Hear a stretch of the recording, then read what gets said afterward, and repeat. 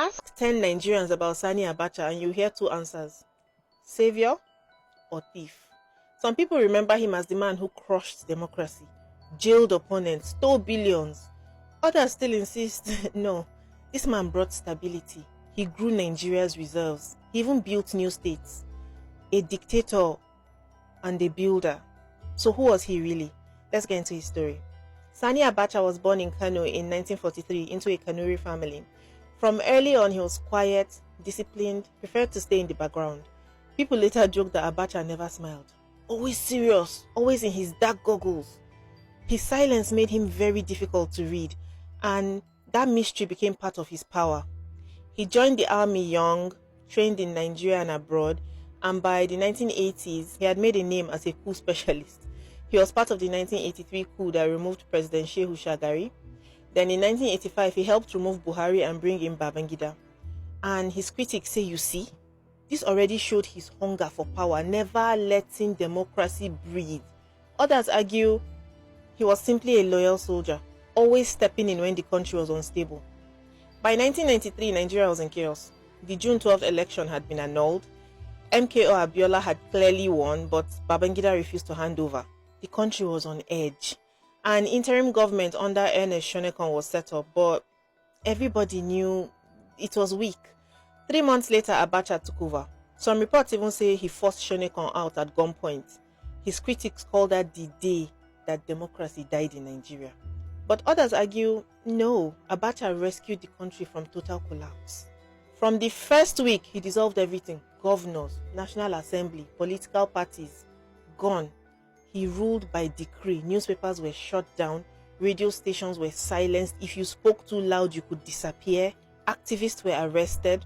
Former President Obasanjo was jailed for coup plotting. Wole Soyinka had to run into exile. Critics call this a reign of fear. People still defend it. They say there were real coup attempts in those days and Abacha had to be ruthless to survive.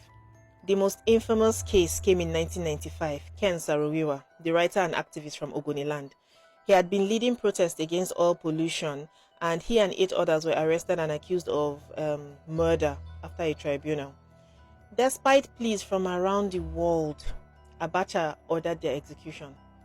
Overnight, Nigeria was suspended from the Commonwealth. Sanctions came from the US and the EU. Many Nigerians call this judicial murder, but supporters of the regime insist, but the tribunal found them guilty. Abacha was only enforcing the law.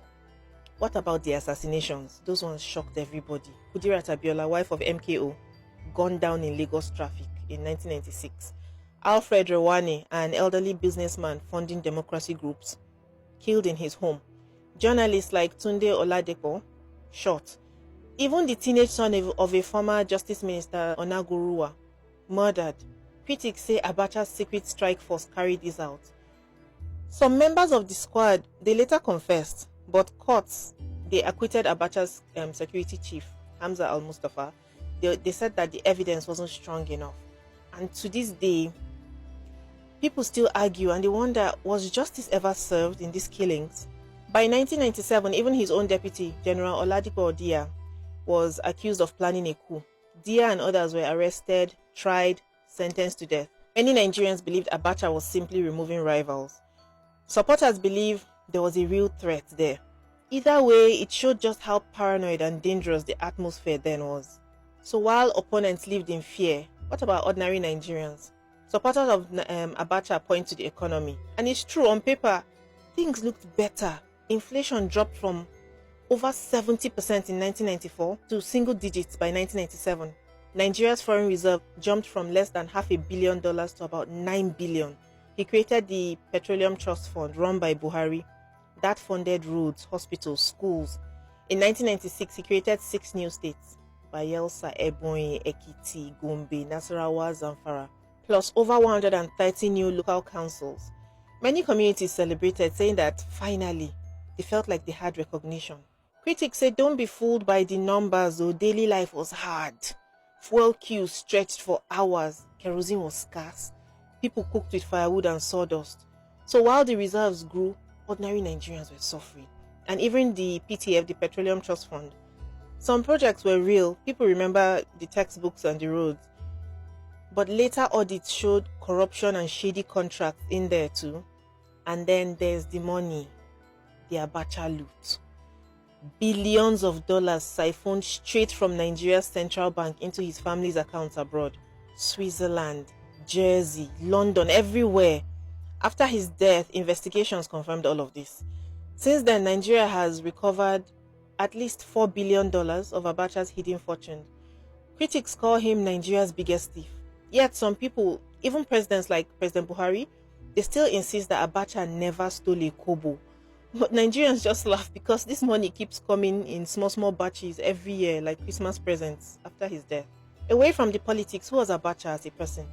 He was a family man, married to Miriam Abacha, who became a very visible first lady. While he stayed hidden behind dark glasses, Miriam was flamboyant. She pushed projects like Abuja National Hospital.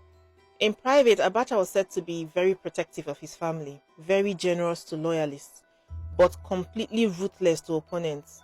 He wasn't known for parties or loud living. Some say he preferred sitting at home watching Bollywood movies. He avoided social gatherings, he kept his circle very small, and many Nigerians saw him as ghost-like, a man who ruled their lives but he still felt far away. Then came June 8, 1998. Abacha died suddenly in Aso Rock. The official cause was a heart attack, but Nigerians will tell you many different stories. Some say he collapsed after a night with women who poisoned him. Others say it was an inside job. Till today, nobody knows for sure. What we do know is that the moment the news broke, Nigerians flooded the streets in celebration. People danced, clapped, shouted with joy. That reaction alone tells you how hated his rule was by many. But his family and his diehard supporters, they mourned. They called him a hero who was just misunderstood. 1 month later, MKO Abiola also died in custody. The official autopsy said heart disease, but many Nigerians believe that was foul play too. So, 2 deaths in less than 30 days.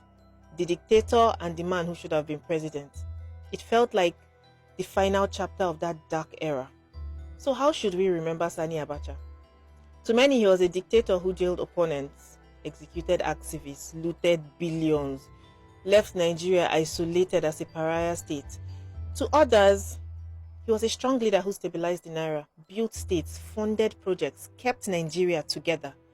Some older Nigerians even say life under him felt more orderly, it was more simple than what came after. And the truth is, he was both the poison and the medicine.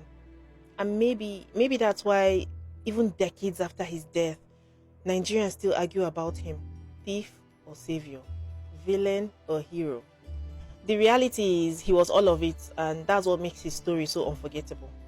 Thank you so much for watching my video. If you enjoyed this, please follow me on True Crime with Rennie, True Heroes with Rennie B. Alfred on Facebook. Also, if you're one of my subscribers, I have extra gist about Abacha.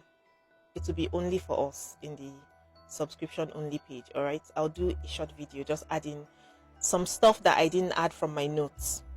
Thank you.